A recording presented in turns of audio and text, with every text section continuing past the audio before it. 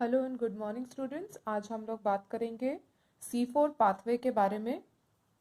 सबसे पहले हम लोग जान लेते हैं कि C4 पाथवे होता क्या है। C4 पाथवे को हैच एंड स्लैक साइकिल भी कहा जाता है क्योंकि ये दो साइंटिस्ट्स ने इसकी खोज की, हैच एंड स्लैक, इसलिए C4 पाथवे को हैच एंड स्लैक साइकिल भी कहा जाता है। ये खास करके उन पौधों में, उन प्लांट्स में देखने को मिलेगा जो कि गर्म जगहों पर उगते हैं। और ये अडेप्टेशन बेसिकली प्लांट्स इसलिए करते हैं ताकि कार्बन डाइऑक्साइड के लॉस को अवॉइड किया जा सके या कार्बन डाइऑक्साइड के लॉस को मिनिमाइज किया जा सके थ्रू फोटो रेस्पिरेशन। इसका एग्जाम्पल हम लोग ले सकते हैं जैसे मेज, ग्रास, शुगर केन एटसेट्रा। और इस तरह के प्लांट्स को नाम दिया गया है C4 प्लांट्स। ये अडेप्टेशंस हम लोग लीफ एनाटॉमी में ज़्यादातर देख सकते हैं। कहने का मतलब है कि प्लांट में ये अडेप्टेशंस जो होगा ये हम बेसिकली प्लांट के लीफ में देखेंगे। यहाँ पे प्लांट्स क्रैन्स एटोनॉमी शो करते हैं। क्रैन्स एनाटॉमी का मतलब क्या है? यहाँ पे जो बंडल शीट सेल्स होंगे ये एक रेथ के शेप में या रेथ के अकॉर्डिंग ये अपने आप को अरेंज करते हैं। रेथ का मतलब क्या होता है? Ring shape. यानी कि जो बंडल शीट सेल है वो इस तरीके से, इस पैटर्न में अपने आप को अरेंज करते हैं मानो ऐसा लगे कि एक रिंग शेप में ये बना हुआ हो। C4 प्लांट्स में हम डाइमॉर्फिक क्लोरोप्लास्ट देखते हैं। डाइमॉर्फिक क्लोरोप्लास्ट का मतलब क्या है कि यहाँ पे जो क्लोरोप्लास्ट होंगे वो दो तरह के होंगे। पहला टाइप है ग्रैनल क्लोरोप्लास्ट, जहाँ पे जो थाइलाकॉइड्स हैं ये एज अ ग्रैना यहाँ पे हमको मिलेगा। ये खास करके मीजोफिल सेल्स में मिलेंगे। और मीजोफिल सेल्स क्या है? ये वो साइट है जहाँ पे क्या हो रहा है? लाइट रिएक्शन होता है। दूसरा हम लोग देखते हैं ए ग्रैनल क्लोरोप्लास्ट। ये वहाँ पे प्रेजेंट होंगे जहाँ पे ग्राना एब्सेंट है और ग्राना के जगह पर जो थाइलाकॉइड्स प्रेजेंट हैं वो स्ट्रोमा लैमेले के फॉर्म में प्रेजेंट है। ये खास करके हमें कहाँ मिलेगा? बंडल शीट सेल्स में हमें ये मिलेगा। और बंडल शीट सेल्स में क्या है? डार्क रिएक्शन होता है। तो यहाँ पर हम देख सकते हैं कि किस तरह से दो तरह के क्लोरोप्लास्ट हमें यहाँ पर देखने को मिलेंगे, ग्रैनल क्लोरोप्लास्ट और ए ग्रैनल क्लोरोप्लास्ट। अब जैसा कि हमने देखा कि लाइट रिएक्शन कहाँ पे हो रहा है? मीजोफिल सेल्स में। और डार्क रिएक्शन कहाँ पे हो रहा है? बंडल शीट सेल्स में। अब इस अरेंजमेंट के वजह से क्या होगा कि जो ऑक्सीजन रिलीज हो रहा है इन मीजोफिल सेल्स, यहाँ पे ऑक्सीजन कहाँ पे रिलीज हो रहा है? मीजोफिल सेल्स में। लेकिन ये जो ऑक्सीजन मीजोफिल सेल्स में रिलीज हो रहा है इसको रूबिस्को के कांटेक्ट में आने से रोका जा रहा है। रूबिस्को जो कहाँ प्रेजेंट होगा? बंडल शीट में प्रेजेंट होगा। तो मीजोफिल सेल्स में जो ऑक्सीजन रिलीज हुआ है इसको बंडल शीट में प्रेजेंट रूबिस्को के साथ कांटेक्ट में आने नहीं दिया जाता है। और क्योंकि यहाँ पर ये कांटेक्ट को टर्मिनेट किया जा रहा है, नहीं होने दिया जा रहा है, तो इसका रिजल्ट क्या होगा कि RUBP का जो ऑक्सीजनेशन है वो कंप्लीटली अवॉइडेड हो जाएगा। अब यहाँ पर एक चीज हमें ये समझनी है कि डार्क रिएक्शन का साइट को शिफ्ट कर दिया गया। डार्क रिएक्शन अब कहाँ हो रहा है? बंडल शीट में, जो लीफ के डीपर रीजन में मौजूद है। और क्योंकि ये डीपर रीजन में मौजूद है तो यहाँ पर टेम्परेचर भी क्या होगा? लोअर होगा। अब यहाँ पर हम क्या देखते हैं कि रूबिस्को को ऑक्सीजन के कांटेक्ट में नहीं आने दिया जा रहा है, प्लस ये लोअर टेम्परेचर के कंडीशन में काम कर रहा है। तो इस एनवायरनमेंट में जो यहाँ पे क्रिएट हुआ है, यहाँ पे रूबिस्को कार्बोक्सिलेज की तरह काम कर रहा है, ना कि ऑक्सीजनेज की तरह। अब अगर ये रूबिस्को कार्बोक्सिलेज की तरह काम करेगा तो यहाँ पे फोटोफॉस्फोराइलेशन नहीं होगा। अब फोटोफॉस्फोराइलेशन के चांसेस को और कम करने के लिए ये C4 प्लांट्स एक मैकेनिज्म को यूज करते हैं जिसको C4 पाथवे कहा जाता है। इस गिवन डायग्राम के थ्रू हम लोग C4 पाथवे को समझने की कोशिश करेंगे।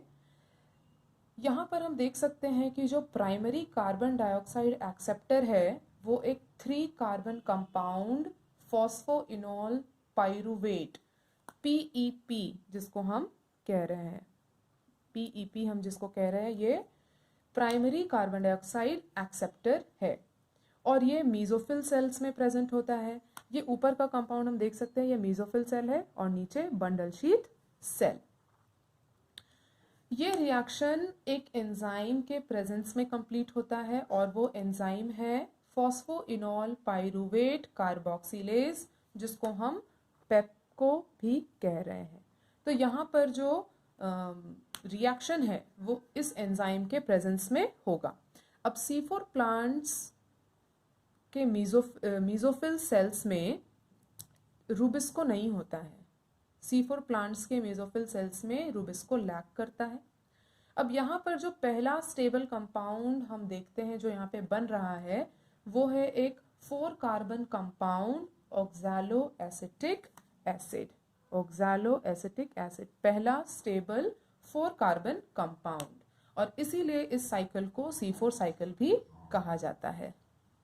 अब यही ऑक्सैलो एसिटिक एसिड बन जाता या कन्वर्ट हो जाता है into malic acid. Mesophyll cells में ही ये oxalo acetic acid malic acid में कन्वर्ट हो जाएगा।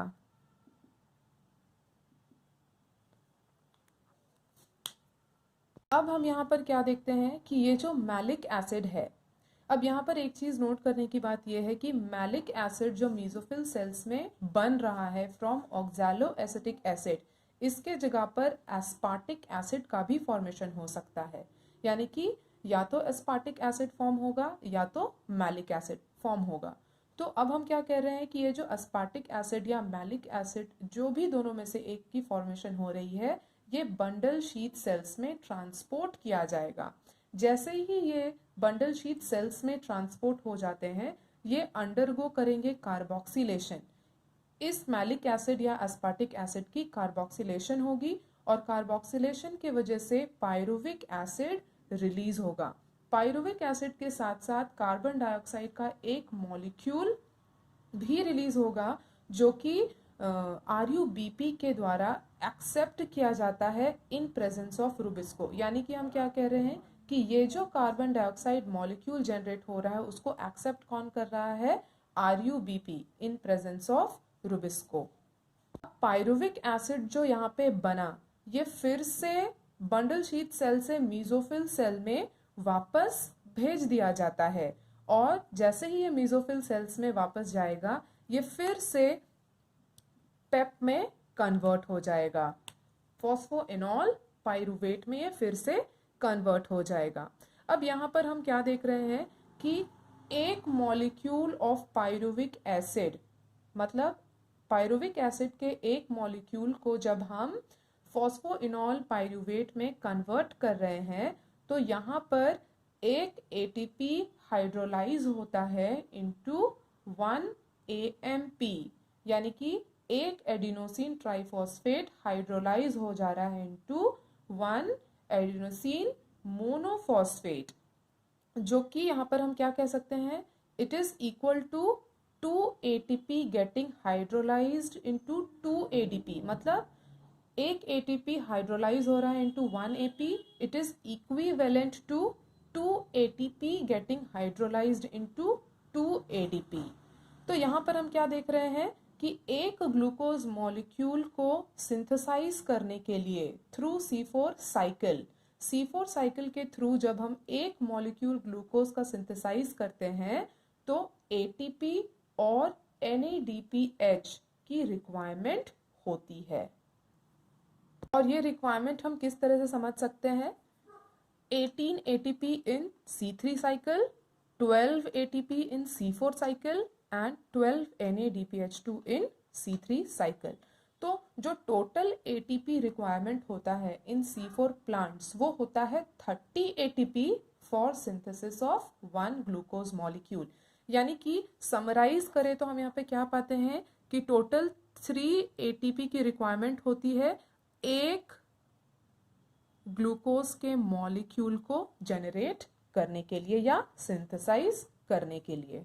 C4 पाथवे को देखते हुए ये ज़रूर समझ में आता है कि ये बहुत ही ज़्यादा एक्सपेंसिव पाथवे है, क्योंकि यहाँ पर बहुत अधिक एनर्जी खर्च की जा रही है। लेकिन प्लांट्स अपने आप को क्या करते हैं, क्या कर चुके हैं, अडेप्ट कर चुके हैं, और इस C4 पाथवे के थ्रू जो कार्बन डाइऑक्साइड का लॉस होता है बाय फोटो रेस्पिरेशन, ये प्लांट क्या कर पाते हैं, इसको अवॉइड कर पाते हैं या इससे बच पाते हैं।